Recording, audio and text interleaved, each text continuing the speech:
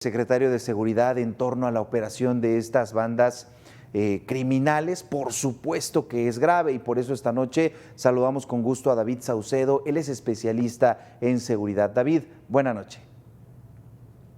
¿Qué tal, Abel? ¿Cómo estás? Qué gusto saludarte a ti, el auditorio, a tus órdenes. Decíamos que la descripción que se hace es grave, pero David, ¿es positivo que se detengan a integrantes de estas bandas o es negativo que en la considerada ciudad más segura o una de las ciudades más seguras del país tengamos estas organizaciones? Secuestro, homicidio, extorsión en el corazón de la Ciudad de México. Bueno, de acuerdo con el último mapeo de organizaciones criminales que tienen actividad en la Ciudad de México, información que fue filtrada por esta organización llamada Guacamayas, de reportes de inteligencia de la Sedena, existen en la Ciudad de México 14 organizaciones criminales.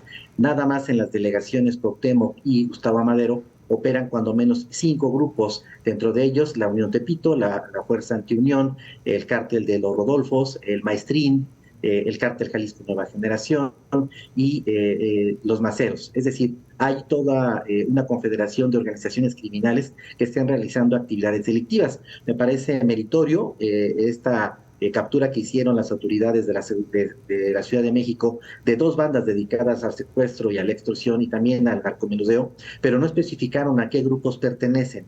Por otro lado, sabiendo que fueron 2 células las que fueron capturadas y que fueron sus integrantes detenidos, no sabemos cuántas células componen las organizaciones criminales. Es decir, es frecuente que las autoridades nos refieran que hay avances en el combate a los fenómenos delictivos, presentando a disposición de las autoridades a integrantes de los grupos criminales, pero no nos especifican con claridad si cuántas células hay más. Es decir, puede ser meritorio que se detenga a 1, 2 o 20 narcomenudistas, pero si tenemos 200 o 400, pues realmente no pinta en el escenario global del delito en la Ciudad de México.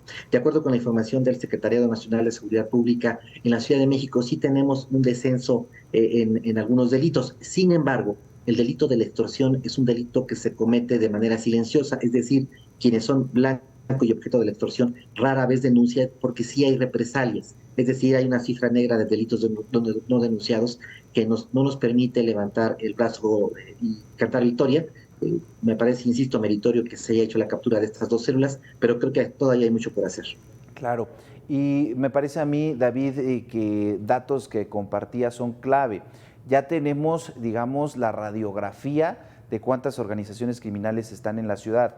Las autoridades también ya lo han admitido. Vemos estas detenciones, pero finalmente, ¿cómo es que las autoridades en este gobierno, en gobiernos anteriores o en los que vendrán, realmente podrán reducir a estas organizaciones? ¿O estamos hablando pues de algo de lo que no habrá un final? Sí, por supuesto, no sabemos si las personas detenidas estaban en la base de la pirámide o se trata de los jefes de las organizaciones. Intuyo, como nuestro auditorio, que se trata de personajes de bajo rango, de bajo nivel, que están en la escala operativa de la comisión de delitos. Sin embargo, habría que avanzar en la captura de quienes están en la cúspide, es decir, quienes forman parte de la cúpula de la élite de la organización criminal y también de las autoridades que les brindaron un anillo de protección. Sabemos además que muchas de estas células de extorsionadores actúan en común acuerdo con líderes de comerciantes de esta zona. Incluso algunos líderes de comerciantes del centro histórico en su momento fueron detenidos y se les fijaron procesos en su contra por haber estado siendo partícipes del delito de la extorsión. Entonces creo que todavía hay mucha madeja por desenredar, creo que no está muy claro cuál es el panorama. Me parece, insisto, que fue una buena noticia, pero intuyo que esta célula que fue detenida es una célula clon de muchas otras que están actuando de manera impune en la Ciudad de México. Ojalá que se extiendan o se desarrollen esquemas para que quienes hagan la denuncia puedan presentarla sin temer a alguna represalia. Sabemos, insisto, que el delito de la extorsión es un delito que se conoce y una cifra que se conoce poco y que hay una cifra negra muy grande. ¿Por qué? Porque el denunciante tiene que dejar su nombre, teléfono, dirección, datos de contacto y en ocasiones las propias autoridades le filtran a los grupos delictivos los datos acerca de quienes denuncian para que se cometan las represalias en su contra. Claro. Ahora, David, estamos hablando, decía, del corazón de la Ciudad de México. Por supuesto que no queremos ser alarmistas, pero hay entonces zonas de esta área central que pudieran resultar peligrosas, que prácticamente estaríamos recomendando a los ciudadanos, de ser posible, no recorrer, no visitar, no exponerse. Habíamos platicado de estas organizaciones, la habíamos calificado como pequeñas, que aplicaban estas llaves chinas y bueno, despojaban a las personas, pero ahora hay extorsión y secuestro y operaban en el centro.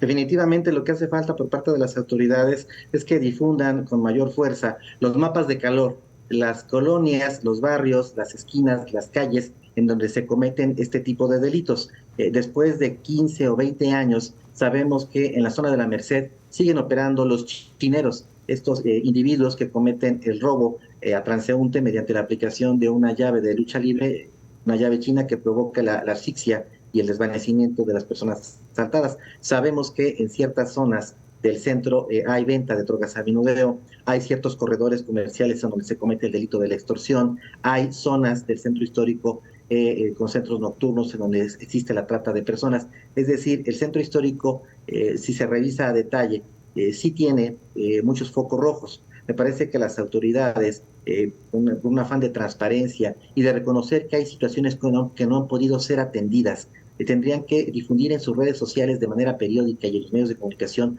los mapas de calor, es decir, las zonas en las que se cometen estos delitos, para que todos los ciudadanos sepan en dónde están cometiéndose estas irregularidades, estos ilícitos, y en su caso tomen las debidas precauciones para que no sean el blanco de la delincuencia. Ahora, David, destacabas precisamente la captura de estas personas, también hacías referencia sobre la reducción en la incidencia delictiva en algunos delitos, pero ante el tamaño del crimen, tenemos en la Ciudad de México a autoridades con capacidad, con competencia para hacerles frente, o definitivamente solo estaremos haciendo ciertas capturas en ciertos momentos sin que finalmente se vayan desarticulando al fondo de estas bandas, de estos cárteles? Bueno, lo que alcanzábamos a percibir es que hay un debilitamiento de las organizaciones criminales. Las que tenían mucho tiempo realizando actividades ilícitas en la Ciudad de México, las mafias locales, se fueron debilitando, en parte por la acción de la autoridad, pero se generó otro problema. Empezaron a llegar cárteles nacionales, que a lo mejor cumplían otro rol diferente, como proveedores de drogas ilícitas. Sin embargo, ante el vacío que está provocando el debilitamiento de las mafias locales, específicamente el Cártel de Tláhuac, la Unión Tepito, los Rodolfos, la Antiunión, todas estas organizaciones que han sido combatidas por la Secretaría de Seguridad Pública de la Ciudad de México y por la Fiscalía de la ciudad. Y los cárteles nacionales han empezado a hacer acto de presencia, incluso en caravanas, en desfiles paramilitares como el Cártel Jalisco Nueva Generación, o abriendo rutas dentro de la propia Ciudad de México para el trasiego de drogas, como lo ha hecho el Cártel de Sinaloa. Se trata de un monstruo de 1000 cabezas, combatir a las organizaciones locales. Quizá fue un paso que se tenía que dar, pero esto está provocando que los cárteles nacionales lleguen a tratar de apoderarse de estas zonas que antes estaban bajo el control de las mafias locales. En todo caso, me parece que la Ciudad de México sí cuenta con un trato preferencial en cuanto a elementos de la Guardia Nacional, pero me parece que la presencia de ellos únicamente es para generar rondines, presencia disuasiva, y no combaten a las organizaciones y mafias criminales. Todo sigue estando en manos de la Secretaría de Seguridad Pública y de la Fiscalía de la ciudad. Platicamos esta noche con David Saucedo, él es especialista en seguridad y nos quedamos con esta parte. Hay sí un debilitamiento, sobre todo en las organizaciones locales, pero desafortunadamente la alerta del ingreso de cárteles nacionales y, bueno, solicitar estos puntos, ya mencionabas, de calor, donde de preferencia no tendríamos que estar circulando. David, gracias por estos minutos. Muchas gracias a ti, Abel, un abrazo. Buenas noches. 100 palabras de Eduardo Manzanares. Corría la década de los 80 cuando un grupo de maestros de Oaxaca